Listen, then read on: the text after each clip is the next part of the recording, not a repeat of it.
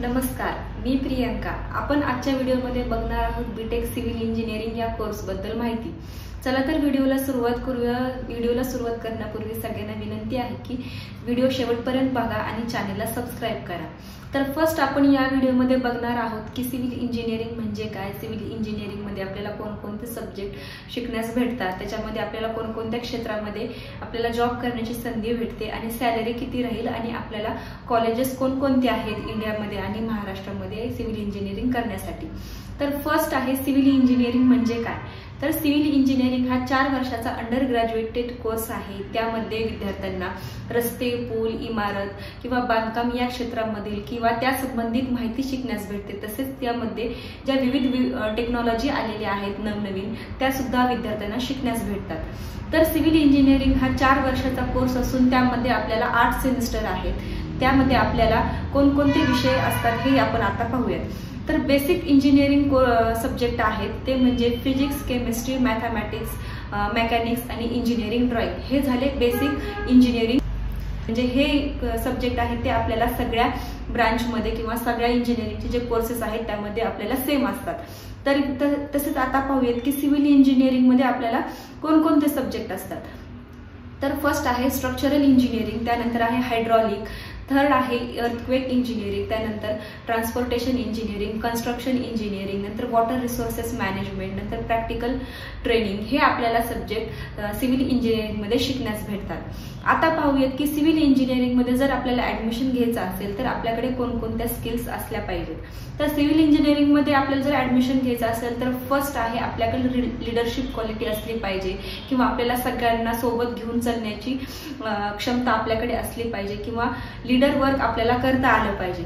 तसेच आपल्याला ज्या नवीन क्षेत्रामध्ये, ज्या बांधकाम क्षेत्रामध्ये ज्या टेक्नॉलॉजी आलेल्या आहेत त्याचं थोडंफार देखील ज्ञान असलं पाहिजे, गुड कम्युनिकेशन स्किल असलं पाहिजे।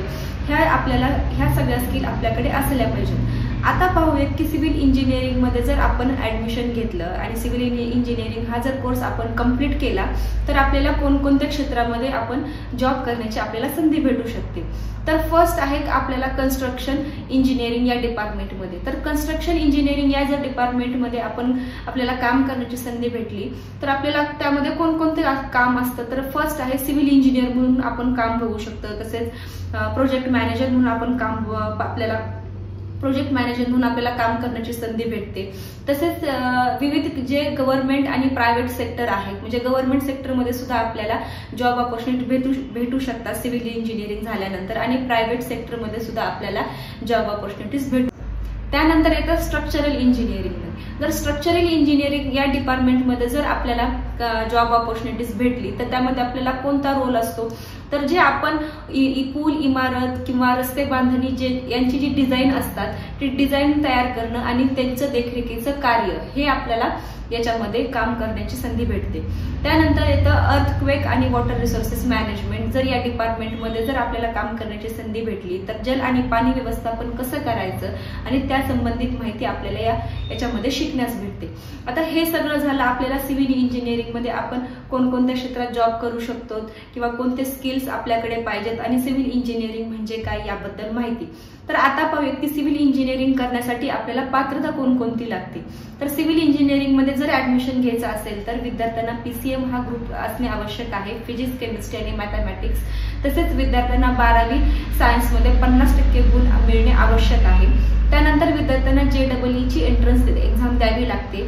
तसेच महाराष्ट्रामध्ये काही भरपूर असे कॉलेजेस आहेत की जे CET एक्झाम थ्रू सुद्धा ऍडमिशन देतात। आणि जर आपल्याला आउट ऑफ महाराष्ट्र म्हणजे ऑल इंडियामध्ये जर ऍडमिशन घ्यायचं असेल तर अशा खूप साऱ्या युनिव्हर्सिटीज आहेत ज्या स्वतःची एंट्रन्स एक्झाम कंडक्ट करतात आणि त्या मार्कानुसारच विद्यार्थ्यांना ऍडमिशन देतात। तर ही सगळी झाली ऍडमिशन प्रोसेस। तर आता पाहूयात की जर सिव्हिल इंजिनिअरिंग मध्ये आपल्याला जॉब ऑपॉर्च्युनिटीज भेटले तर आपल्याला सॅलरी पॅकेज किती राहील। तर आपल्याला सॅलरी राहते, स्टार्टिंग सॅलरी 5 ते 6 लाख रुपये पर इयर। जर आपण प्रायव्हेट सेक्टरमध्ये जर काम सुरू केलं तर 5 ते 6 लाख रुपये पर इयर आपल्याला सॅलरी राहते। आणि जर आपण गव्हर्नमेंट सेक्टरमध्ये जर काम सुरू केलं तर आपल्याला 6 ते 7 लाख रुपये पर इयर सॅलरी भेटू शकते। कारण सिव्हिल इंजिनिअरिंग हा अत्यंत ट्रेंडिंगचा कोर्स आहे आणि आजकाल कसं आहे की इमारत बांधणी किंवा पूल, रस्ते बांधणी याच्यासाठी वेगवेगळ्या टेक्नॉलॉजीज आलेल्या आहेत आणि याचं कन्स्ट्रक्शनचं काम करणं हे सुद्धा काळाची एक खूप मोठी गरज झालेली आहे. त्याच्यामुळे विद्यार्थी सिव्हिल इंजिनिअरिंग करण्यासाठी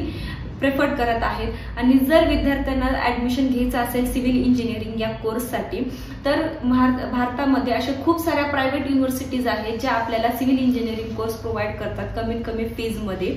विद्यार्थ्यांना जर घ्यायचं असेल ऍडमिशन तर खाली दिलेल्या कॉन्टॅक्टवरती संपर्क साधा आणि आमच्याशी कॉन्टॅक्ट करा.